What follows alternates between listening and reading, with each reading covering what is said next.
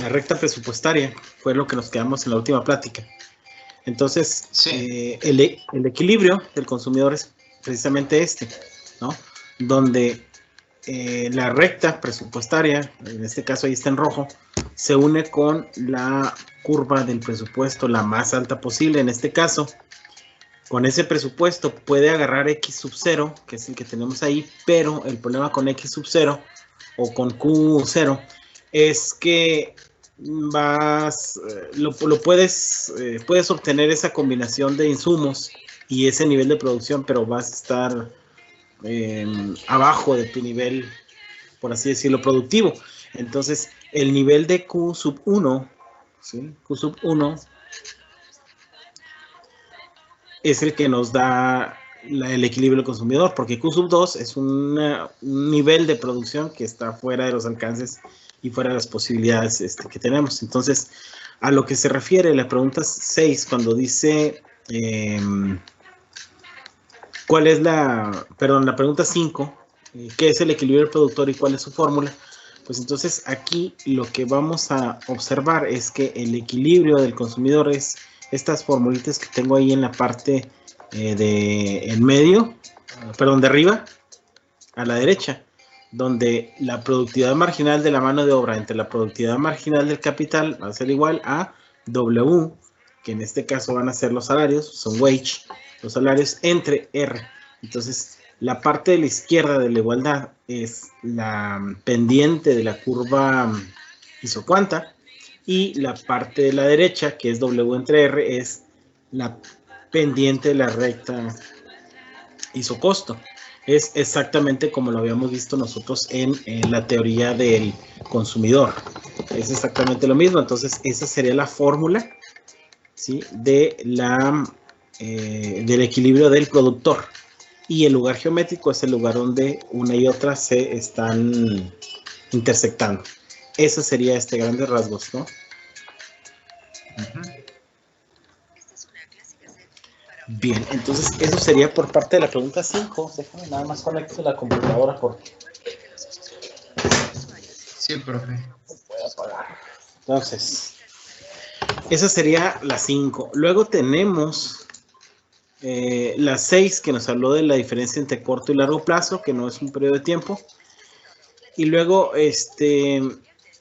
dice ahí, ¿qué determina la forma de la curva del producto marginal?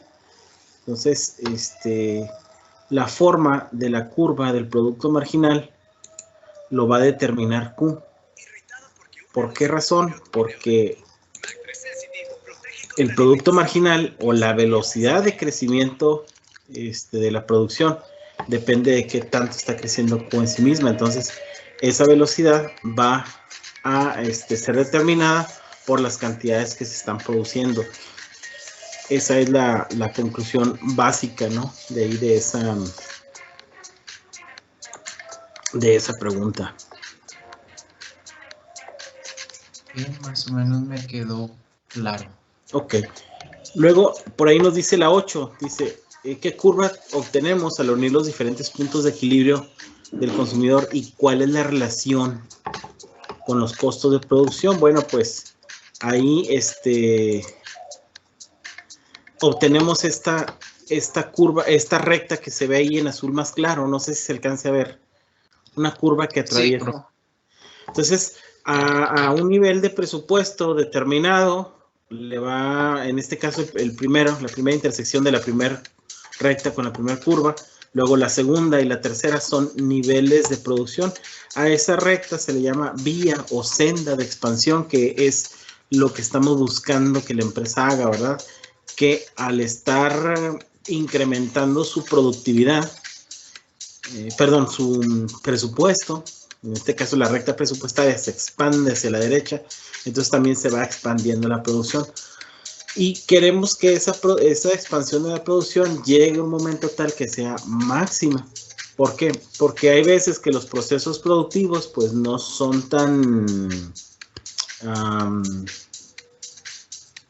bueno, no quisiera decir benéficos, no son tan óptimos, que posiblemente le metas más insumos de los rendimientos que tienes a la salida en Q. Entonces, si estás metiéndole más insumos de lo que te está rindiendo en Q, sí tienes un crecimiento en la producción, pero no es un crecimiento. Entonces, se le llama un rendimiento decreciente. ¿Sí? Esa es la situación. Entonces, ese rendimiento decreciente que se tiene, pues obviamente pues va a ser un rendimiento que no va a ir adecuado a lo que queremos como empresa, porque queremos que el rendimiento sea creciente. Entonces, muchas personas administran la empresa. Bueno, pues si hay producción, hay que mantenerse, pero no, o sea, queremos que sea máxima esa producción. Bueno, eso es por parte de la pregunta 8. ¿Qué es lo que se puede contestar en esto? Y luego tenemos la 9. Entonces, para contestar la 9, que es la pregunta número 9, esta pregunta número 9 son la teoría de los costos, ¿sí? Y esta teoría de los costos, pues ahí el video ese que subí hoy en la tarde es un videito que nos maneja la cuestión de los costos, ¿sí? Voy a ver si puedo encontrarlo hacia atrás de esta presentación, nada más para darle una revisión muy rápida.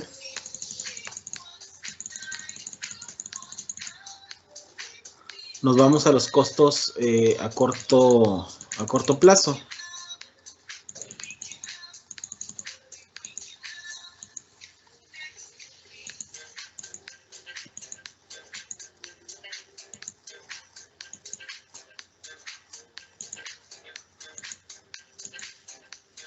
Ok, entonces aquí lo tenemos, los costos de la empresa o la función de los costos.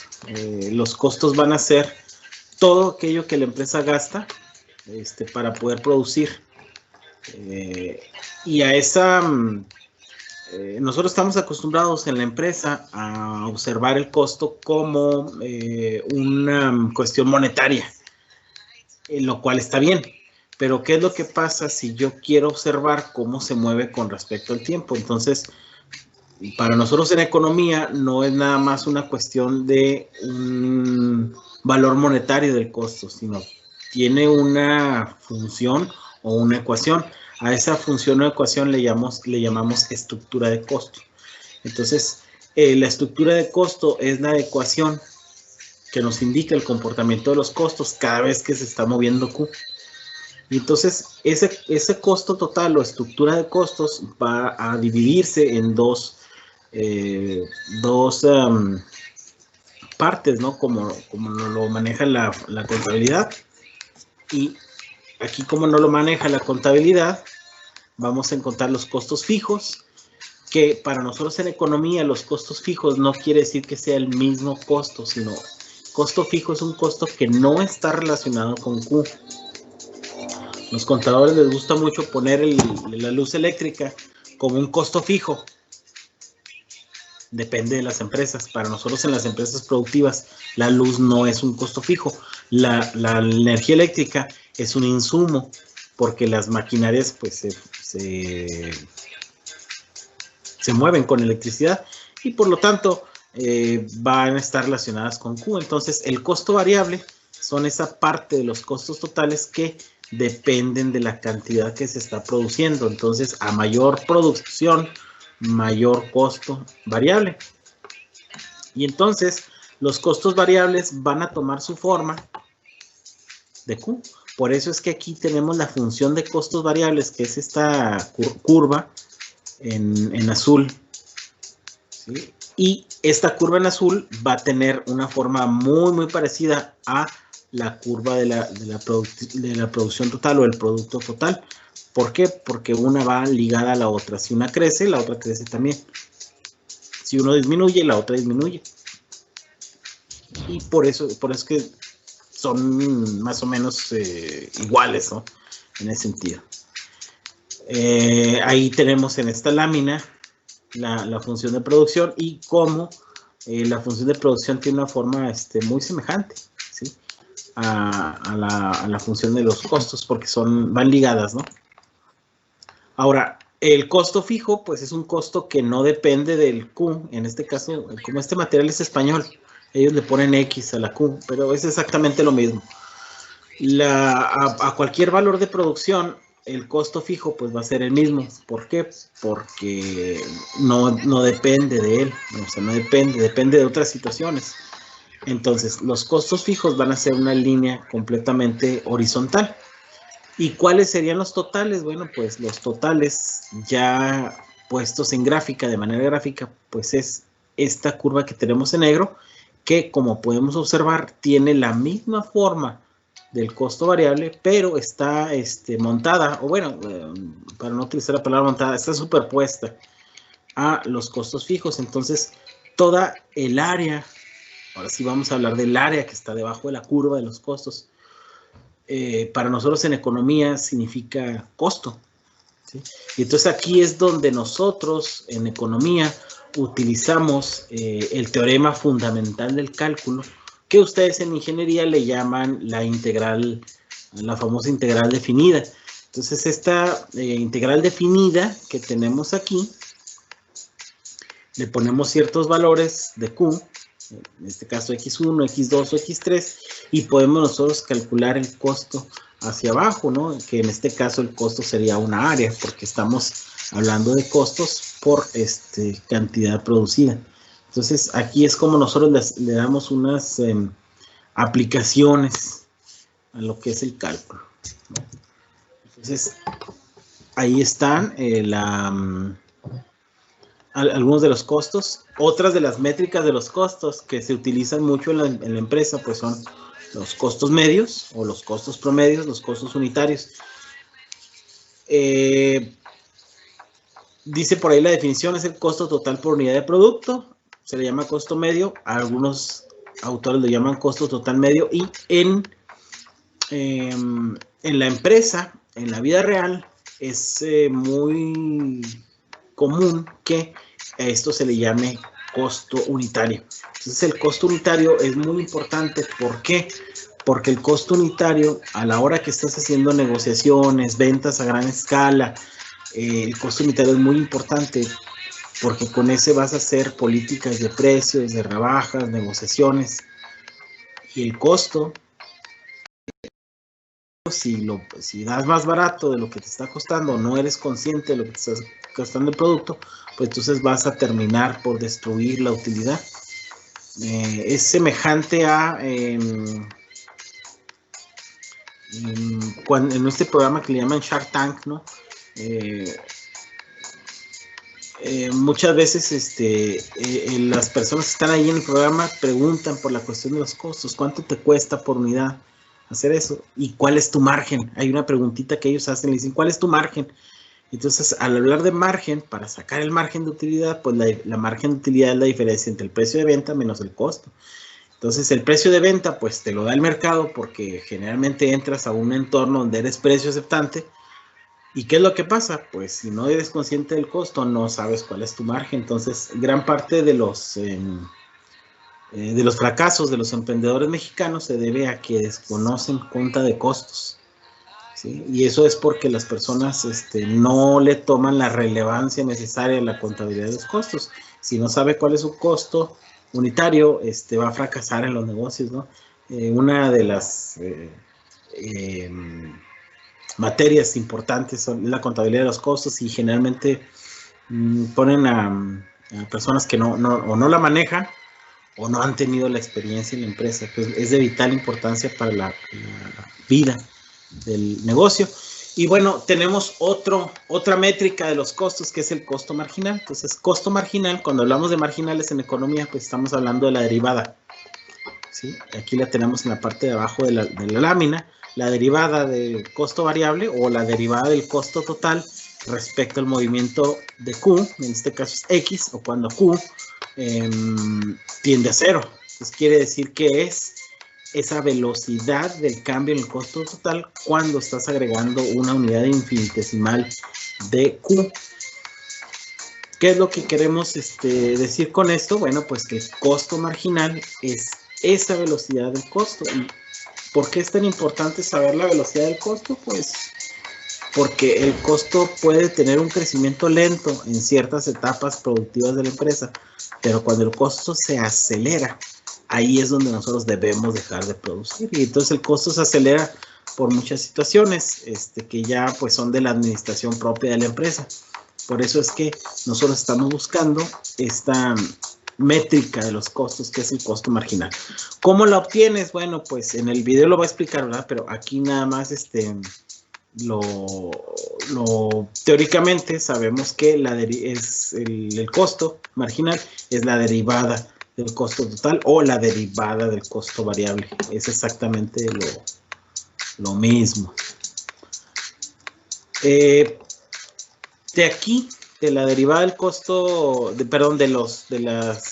estas métricas de los costos, nosotros vamos a poner mucha atención en dos puntos. Uno que le vamos a llamar el mínimo de explotación y otro que le vamos a llamar el óptimo de explotación. El mínimo de explotación es el primer cruce que tenemos aquí. Tenemos los costos totales medios, esos que están hasta arriba, los costos variables medios, y luego tenemos el costo marginal que viene de atrás y como que los cruza, como si fuera una brocheta. ¿Sí lo alcanzas a percibir? Entonces, el costo marginal sí, se cruza dos veces. Primero con el costo variable medio y luego se cruza con el costo marginal. Entonces, el mínimo de explotación es un lugar geométrico, la actividad de desarrollo lo pide, es el lugar geométrico donde el costo marginal se iguala al costo variable medio. Ese lugar geométrico que aquí nosotros ya lo estamos viendo en la gráfica y lo vamos a sacar, o lo sacamos en el video algebraicamente. Ese lugar, ¿qué significa en la realidad? Pues ese lugar significa en la realidad cuando la empresa saca los costos variables, o sea, los costos relativos a Q los va a sacar. ¿Sí? Es cuando la empresa tiene un volumen de producción tal que saca sus costos, o es lo que los negociantes le llaman quedar tablas. ¿Sí? Quedar tablas significa haber pagado todos los materiales, haber pagado todas las rentas, haber pagado todos los sueldos, haber pagado el sueldo del emprendedor que está metido ahí en la operación. Pero ¿qué es lo que no saca? El mínimo de explotación no saca o no alcanza a tener la utilidad, porque para que alcance a tener la utilidad, pues tiene que tomar en cuenta los costos fijos, que generalmente los costos fijos son los alquileres. Entonces, cuando un negocio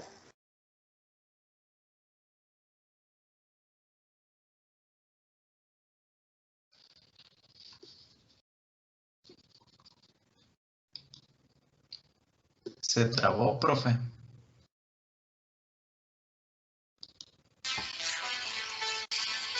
Creo que se trabó, profe. Se trabó un poquito, ¿verdad? Bueno, pero ya volvimos. Perfecto. Sí. Entonces, bueno, comentábamos, el costo, el óptimo de explotación, ahí la producción alcanza a sacar los costos, pero alcanza a sacar también la parte de los fijos. Entonces, esa parte de los fijos es cuando ya la empresa nos está dando la utilidad. Esto es semejante a un capítulo por ahí de Malcolm, el del medio. No sé si recuerdas cuando los niños queman los juguetes de Navidad. Y sí.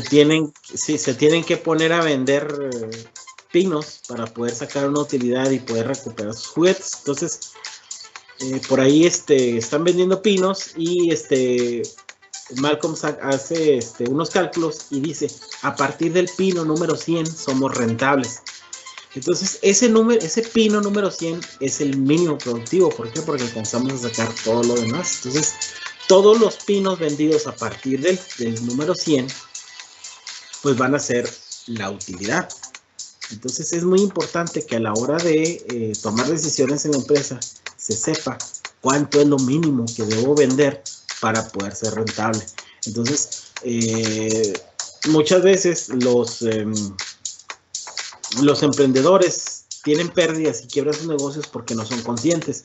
Si una persona, no sé, vende hamburguesas por las noches y tiene ciertos gastos en su mano de obra, en la renta del lugar, en la luz, carbón, todo lo que tiene que ser carnes, panes, etcétera, aderezos y todo ese tipo de cosas, tiene que llevar un conteo. ¿Para qué? Para saber cuántas hamburguesas tienen que vender por noche para sacar todos los gastos y aparte para sacar su nivel de utilidad que está haciendo. ¿Por qué? Porque si no lleva controlado esto, pues entonces el negocio se está administrando, pero se está administrando a ciegas. Esto lo aprendemos aquí en economía y es la causa de la muerte de 4 de cada 5 empresas. Esta clase en especial de microeconomía es vital, porque estos números no son míos, estos números son, los maneja el INEGI. 4 de cada 5 negocios muere antes de los 2 años. ¿Por qué es tan importante los 2 años? Porque un banco no le va a prestar a una empresa si antes no ha reunido 2 años operando con una contabilidad, operando con una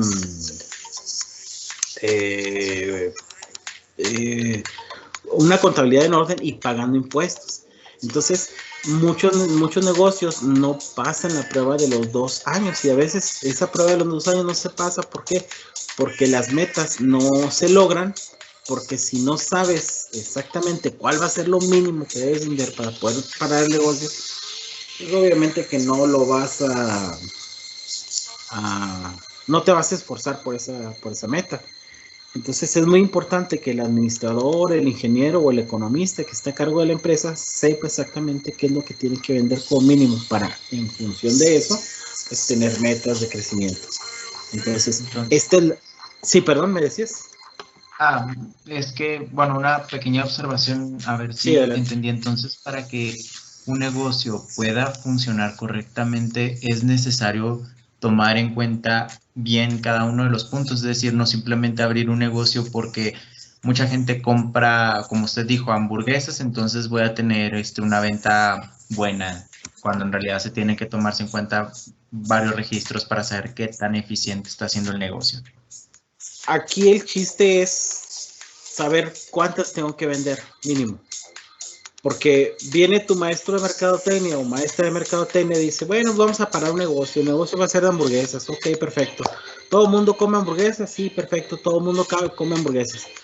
Se hace la mezcla de mercadotecnia, no sé, le vas a poner un distingo competitivo, un pan, y el pan lo vas a salar con sal traída del Himalaya y no sé qué, pero tu costo operativo es tan alto que tienes que vender 100 hamburguesas y entonces nada más estás vendiendo 40.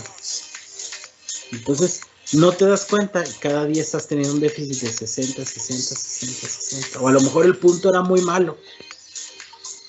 O a lo mejor vino COVID y cerraron tuvieron ciertas restricciones. Ya la gente ya no puede comprar hamburguesas después de salir del antro. Y entonces esto te merma. Entonces el negociante debe ser muy inteligente para saber cuánto es lo mínimo que debe estar vendiendo, porque si no lo puede vender por X razón, lo mejor será salirse del negocio. Entonces, aquí esto de salirse del negocio es retirar la inversión. Hay que saberse salir a tiempo.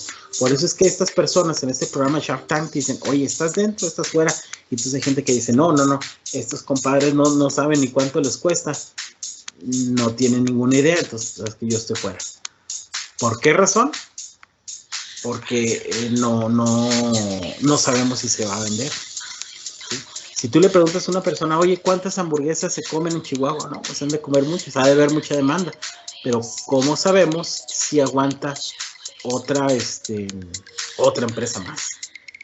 Esa es la situación. Entonces, para mi gusto, ahora como economista, muchos de los trabajos de mercadotecnia, sobre todo en investigación de mercados, que los ponen a hacer un cuestionario y una pregunta, son preguntas que realmente una persona con un poco de experiencia en los negocios no las sabías. Fíjate cómo comienzan haciendo sus cuestionarios en Google Forms.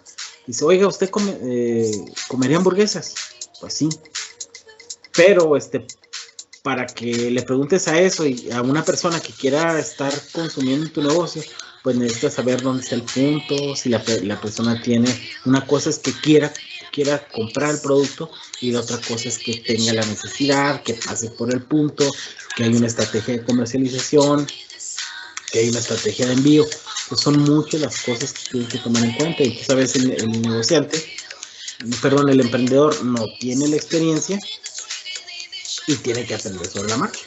Entonces, los negocios, cuando uno le pregunta a los dueños de los negocios, los que han fundado negocios y que tienen negocios más allá de 2 años, ellos, al momento que comparten información contigo, te van a decir, mire, compa, nosotros aquí tenemos que vender 150 diarias, o tenemos que vender 10 docenas para que esto rinda.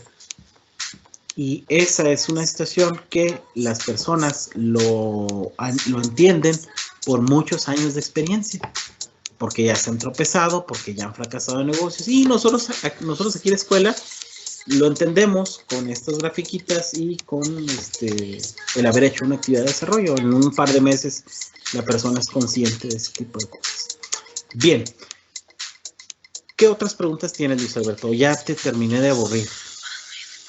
No, de hecho, se me hace muy interesante porque acabo de notar que esto se relaciona muchísimo a otras materias que hemos visto, bueno, en mi caso desde preparatoria, porque pues yo estudié administración de empresas como en prepa, entonces se relaciona mucho. No, el costo es muy útil. El costo es muy útil, y cuando no sabes determinar el costo, te metes en muchos problemas. Entonces, hay otro programita, ya nada más para terminar la plática y no aburrirte con eso. No sé si alguna vez has visto el programa Cocinas de Pesadilla o Cocinas de Infierno con el chef Gordon Ramsay. Sí, escucho de ella, no la he visto, pero sí he escuchado. Es que sale en mi canal de las señoras, por eso cuando pongo ese ejemplo en las clases a veces no se comprende. A grandes rasgos, es un programa donde un chef llega a un restaurante, un negocio de restaurante, que generalmente el negocio de restaurante están teniendo problemas. Entonces llega, hace una revisión de todo eso, y entonces él propone, el chiste del programa es que propone cambios, ¿no? Pero como él es chef, generalmente hay cambios, pero en la cocina, en la forma, en el menú y en esta cosa, ¿no?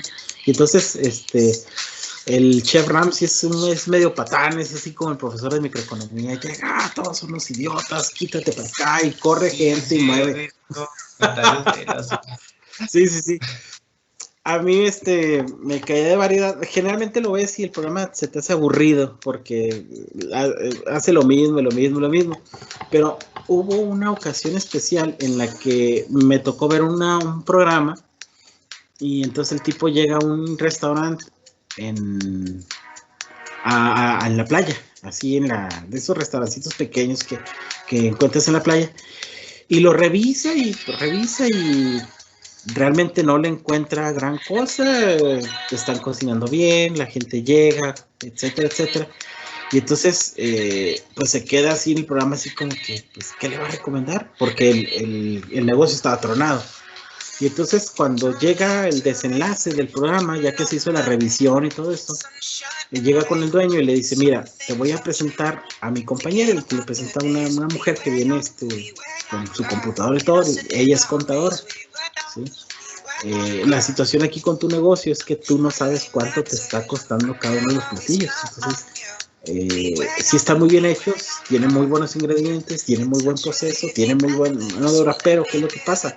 Que los precios son muy bajos, y entonces los costos generalmente los sobrepasan, y por eso no tienes utilidad y tu negocio está mal. Entonces, a mí me llamó mucho la atención porque era el único negocio al cual él no le puso peros, no corrió nadie, porque generalmente llega corriendo a lo de la cocina y poniéndolos como lazo de marrano. Y en este caso no, en este caso nada más llegó, y bueno, lo que necesitas es un poco de orden y saber cuánto te cuesta, y en función de eso saber si puedes seguir, si bajar la calidad, que es generalmente lo que hace, y en función de ese descenso de la calidad, pues entonces tener un aumento en la utilidad. Entonces hay que ser muy, muy conscientes del costo, ¿no? Esa sería las situaciones. Bien,